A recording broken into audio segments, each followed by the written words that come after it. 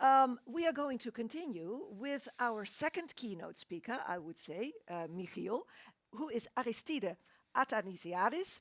He is, and maybe you know him because he's quite known with his Metabolism of Cities. He's co-founder of this non-profit organization, and he is senior researcher at the Human Environment Relations in Urban System Laboratory of the École Polytechnique Fédérale de Lausanne. And within his work, Aristide attempts to build bridges. That's what he is doing practically all day between the academia, the public administrations, and the circular actors, so to say, in order to accelerate cities' transformation, a transition towards a more circular economy. So we are very curious to learn what he will say when it comes to circular cities. And I would invite you, Aristide, we are delighted to have you with us here this morning, that please take us on a trip to circular cities. Thanks a lot for this kind introduction, and thanks a lot as well for the invitation. Let me just share my screen here fully.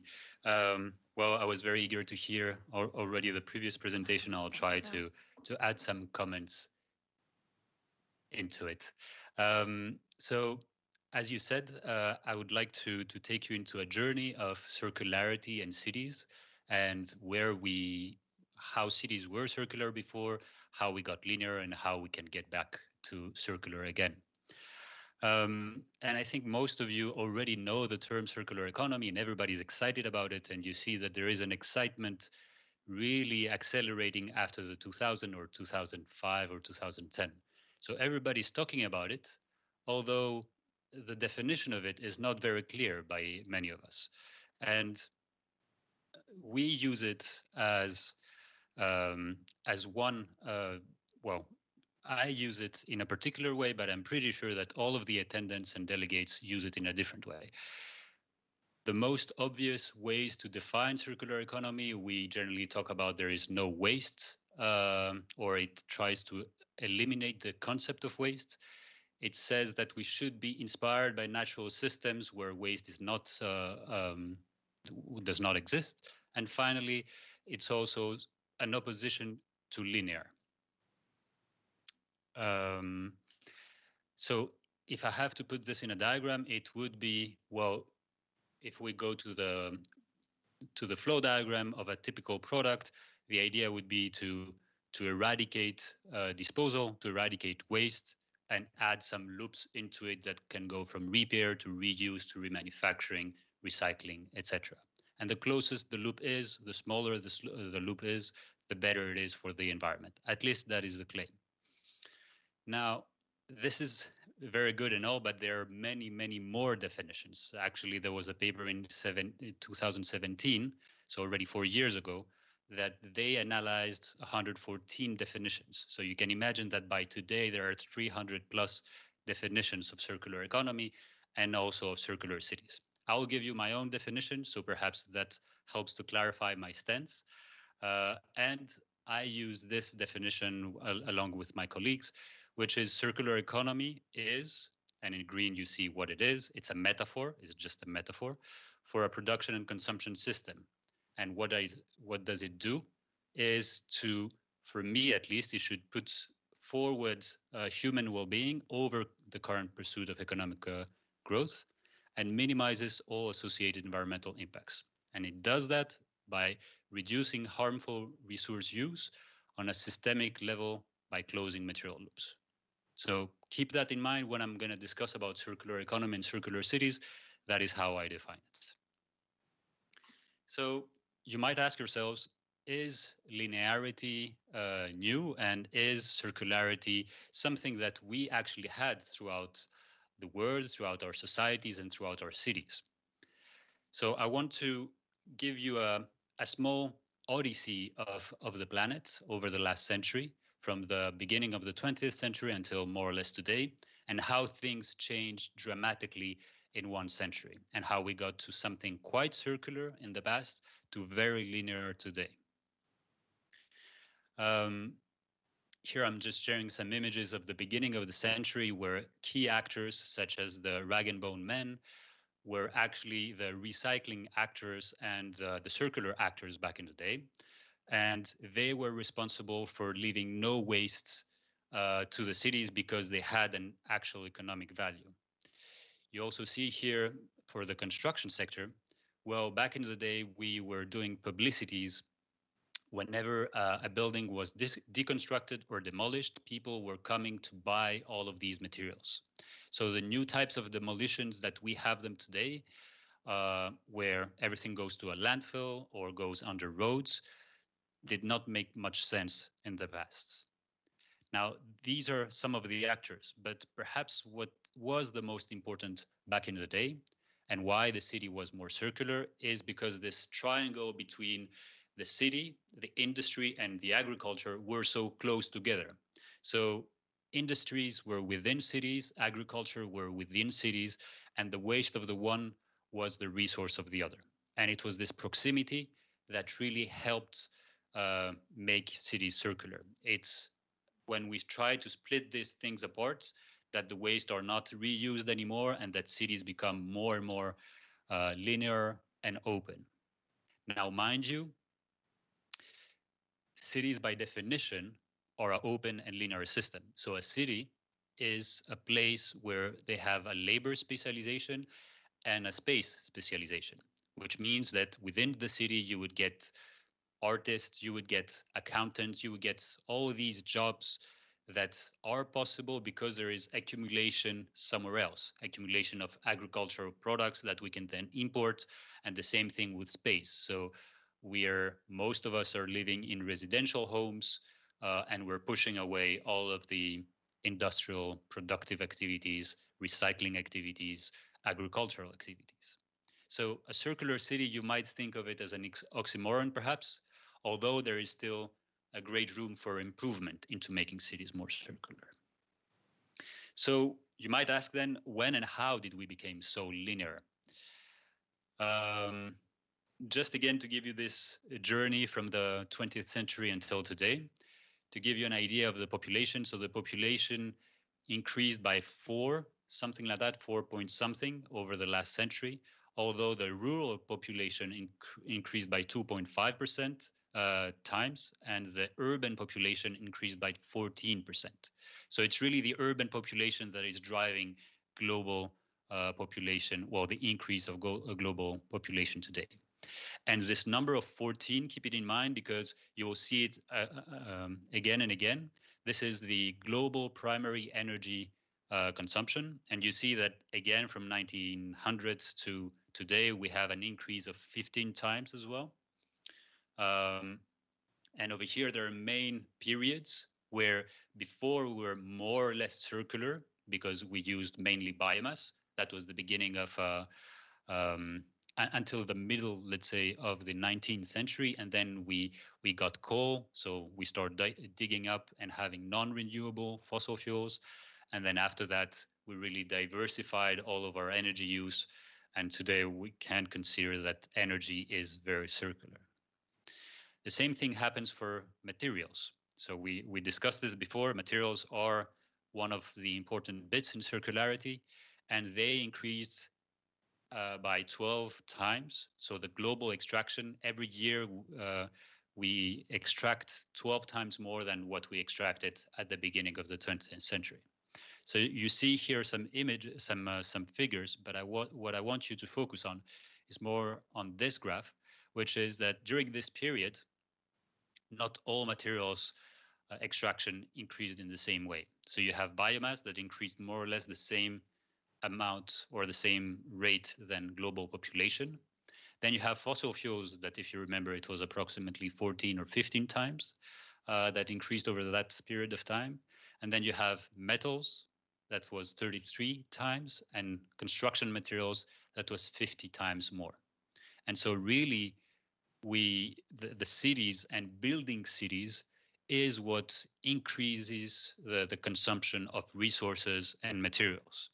Actually, what we can see or what we could say is that before World War II, we mainly consumed materials for us to feed us humans. And then after Second World War, we mainly consume materials to feed our cities and the built environment. And so that is something to consider, and why cities are so important as actors to make our whole societies more circular. And the time, so I talked about what goes in our system, the inflows, and then there is what stays within our system. So, the bricks around me, all of the house around me, that is the material stock. And that's increased by 30 times over the last century. So our society as a whole weighs 30 times more than what it weighed at the beginning of the century. And actually, uh, some years ago, or was it last year, we estimate that anthropogenic mass, so what we have built as humans, is now more heavy than what the biomass, what the nature has produced. So all of the trees, all of the animals, all what nature has put in this world is now less heavy than what we as humans have put in this word. So that also helps us to put things into perspective and consider the impact of humans. Finally, so we talked about what is within the system, the mass, the material stock, and what goes out of the system. So, sorry, this is not the global material stock, but is the outflows, all of the waste, all of the emissions. So these increased by a lot, again, by 11 times per year. So you see that this J graph, which is an well, not an exponential, but a very rapid increase, especially after the Second World War. You can see it on the left, all of the red graphs, in um, all of the societal things that we have had, um, such as economy, population, GDP, fertilizer consumers, and all of that. And on the right, you see the impact they had on the environment. And you see that they're more or less uh, proportional or similar. And so if we had to be very simplistic, we would say that the way that we consume, the way that our society works, has a great impact on the environment, and the way that we develop as a society has the equal proportional bad impact to the environment. So just to recap, over the last century, our global population increased by 4 to 5 times, urban population by 14 times, global primary energy consumption by 15 times, material extraction by 12 times, the material stock by 30 times, waste and outflows by 11 times, and CO2 emissions by 15 times. So you see how urban population is perhaps responsible for the majority of these flows, and also how to frame it a bit differently. Well, what we did over the last century is to increase all of the inputs that we put in the system. We increased all of the outputs, whatever leaves the system. We increased whatever stays within the system, but also we increased all of the non-renewable resources that come into our system. So less and less of the things that we consume are renewable. And finally, the distances of our supply chains become bigger and bigger. So we now go further and further to get the materials that we're using. And of course, all of the associated environmental impacts of these materials increase at the same time. So you see that there is this huge increase that is happening. And one promising solution that people bring forward is circular economy. So we take all of the outflows and put them back as inflows. And ideally, this would reduce at the same time our needs for inflows or outflows, so the generation of waste, and at the same time reduce our environmental impact. The thing is, though, that over the last years, the global circularity has been decreasing instead of increasing. And this is mainly because the global extractions are going further up than how much we can put back to the cycle. And even if we manage to close the loop, well, you have to imagine that if you have a closed loop, every time you have someone else coming to the planet, um, that that also becomes more affluent, well, the cycle will become bigger and bigger and bigger until we don't have any more materials to feed the cycle. So circularity is a necessity, but it's not sufficient. We need more things in order to make our societies sustainable or future proof. We need to consider that circularity, there are many ways to approach it. So there is, well, if we don't do anything and we continue as we are, global material extraction is going to go through the roof in a couple of years. If we do circular economy, but as I call it here, techno circular economy, which is focus on recycling only, well, it might start to curve a bit or have an asymptotic curve and limit our consumption. But what we really need is a radical circular economy, which also decreases the amount of inputs that we put in the system. So decrease the thickness of the cycle. So you might say, okay, this is great. You gave us a small overview of everything that is going bad in current society and in cities. Now, how do we make cities circular again? Well, of course, I'm a researcher, so I would always start by saying by doing some more analysis. Even if we know most of the things, it is context specific. So you would need to make this type of analysis on your own city to figure out. So by doing a better analysis, what do I mean? You need to know your flows. You need to know what comes into your city. You need to know what exits your city.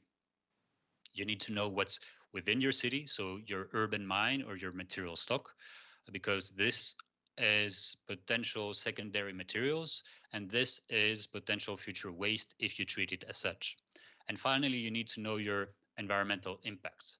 So 1 ton of concrete does not have the same environmental impact as 1 ton of steel. So please do not compare mass as or do not use mass as a proxy for environmental impact. It is a nice value to compare, but it does not necessarily equate with environmental impact. And so this would be, for instance, an example for Brussels, where you can measure the flows entering and exiting the city. So an urban metabolism study, as we call it. And you can have this, you can make it more specific, where you zoom in on flows, where you zoom in on the actors, etc., etc. What it tells you is that, well, in the case of Brussels today, we harvest rainwater. Approximately 3% of our demand of potable water comes from harvesting rainwater, and all of the rest is imported. However, in Brussels, we could, if we reused all of the rainwater, it could cover 100% of our needs of potable water. For energy, it's more or less the same. If we could harvest all of the energy from all of Brussels, then we could more or less cover the needs of energy. Of course, these are very simplistic ways to look at things. I'm eager to discuss more complex things later on. But just to say that Brussels is very linear and open as a system. If I had to guess, and I don't have this study yet, but I would say that Brussels is 1 to 2% circular. And this is, we also, when we talk about circular, as I said, cities are by definition open systems. So it does not make sense to consider that a city can become 100% circular. However, you have to consider at which scale should a city become circular. So these are where the metals come from for Brussels consumption. And of course, it does not make sense to think the metal flows being circular within Brussels because we don't have material extractions of metals and we don't have recycling plants of metals as well. So try to think at what are the relevant scales for each of the materials to make cities circular. And for that, probably it would be biomass flows and some construction material flows such as, earth or soil or something like that. Finally, what are your hidden flows?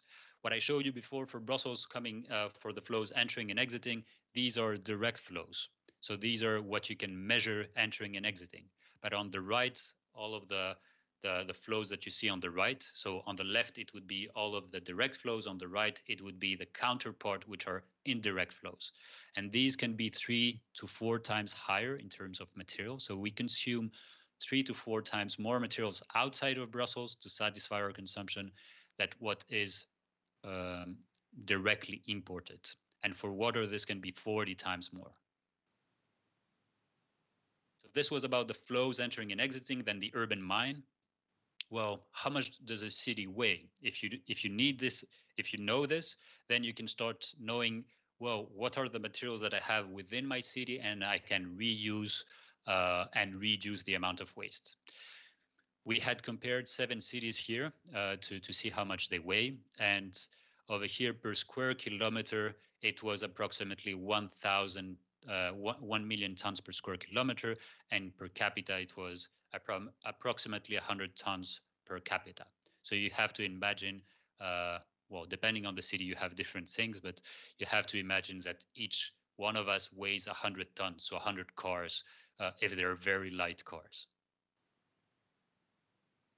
And over here, when you dig deeper in the material stock of cities, what you the usual and the you always get the same insights, which is more than 80% of the material stock is actually inerts like bricks, gravels, concrete, sand, and all of this. And most of them, more than 75%, if not 80%, are within the structure. So the idea is please maintain your buildings. That's the best circularity advice you could get. And then you can do these types of maps where you really map your city. This is Melbourne, and we had mapped the material stock of Melbourne. And you can really dig deeper and say, okay, if I had to reuse flows, I could put an actor there or there because this is where materials would be in the future. And on the left, you have the environmental impact of this flow. So whenever you build a city, every square kilometer of a city is not only materials, but it's also um, energy, it's also water, it's also CO2 emissions. So when we talk about a zero carbon city built from scratch, this does not make sense. You have to think of all of the layers simultaneously. So you build a city, you need materials, but you also need energy, you also need water, you also need CO2. And finally, here we had measured for Melbourne the amount of materials that exit every year, and so this can really help you model all of the waste flows that you can reuse locally. Now, if I had to give you some easy tips, except from the analysis, about how to make the city more circular, and again, this is more about the construction sector than all of the flows, but these would be my kind of tips and tricks. You can always do this kind of fancy diagrams with providing insights at every step of the way and then doing the loops. However, I think that the most easy tips would be that if you had to to do something is reduce the amount of new constructions, reduce the square meters per capita, and reduce the amount of mass per square meters. Again, there's no magic bullets. We need to reduce the amount of materials that we consume. Uh, this is per capita and per square meters. This you probably have seen, but Lacaton and Vassal recently won the Pritzker Architecture Award, and they are renowned to be into sober architecture using less and less materials. So it's not that this is unsexy. It was just awarded 1 or 2 weeks ago. Something that you can increase if you want to increase something still, well, you can increase, well, maintaining your building, renovating buildings, reusing materials within your city, remanufacture, and recycle. In that order, of course. So not recycling as an obsession. Then if you want to increase, well, you can increase the use of lighter, local, and renewable materials. And finally, if you want to increase something, well, increase local productive activities, increase the amount of skills that you need to reuse a brick, for instance, and increase the amount of spaces of logistics and reuse and remanufacturing. Finally, you need to start valuing your materials properly. Uh, Today does not make sense because buying a new material sometimes is cheaper than buying a reused materials. And this is because there is a flaw in how we give monetary value to materials. you'll need to revalue materials because the amount of time that people actually take to reuse a brick is something that you put money into. So you pay for local jobs by buying a reused material. The other ones that know your urban mine and know your impact, you know them already by now. Finally, and of course, I'm a bit biased, but I would say you need to develop an interface between science, policy, and practice. So without this, you might propose actions that do not make sense or that do not cannot be applied on the ground. You need to have these three actors collaborate in every context. Now, let me just give you some final tools in case you want to also kickstart your journey into circularity and to making your city more circular. First of all, we have, with Metabolism of Cities, a data hub where you can find more than 90 cities with a lot of data sets measuring flows and stocks of these cities. We have maps, and there is a community of 200 plus people actively contributing to this open source and crowdsourced database. So please just join, contribute, add your city, add materials there, and everybody can contribute. Something else. So this is what it looks like. Once you add some data, you can then visualize it. You can download it as an image. You can make maps and see, for instance, where the actors, where extraction happens, where waste valorization exists, and all of that. Something else that you can do is we have another platform. Again, all of these are free and open source. So we have a matchmaking platform between materials. So imagine you have a company and you have another one, and you can exchange materials that so that they do not leave the city. You can also do a matchmaking, but of space. So a lot of space is vacant today. You can reuse this space by posting it there and saying who else wants to use it. And you do not necessarily need to attach a monetary value, but you will at least use materials and resources the best you can. Finally, well, we are developing now a new platform on material stocks, so you can visualize them. Um, this is still to be announced, and we hope that it will be soon be ready. And if you're really interested into urban metabolism and circular cities, we also have many online courses that might be relevant to you. So that is it for me. I hope I'm good in on the 30 minutes, and I'm looking forward to this discussion.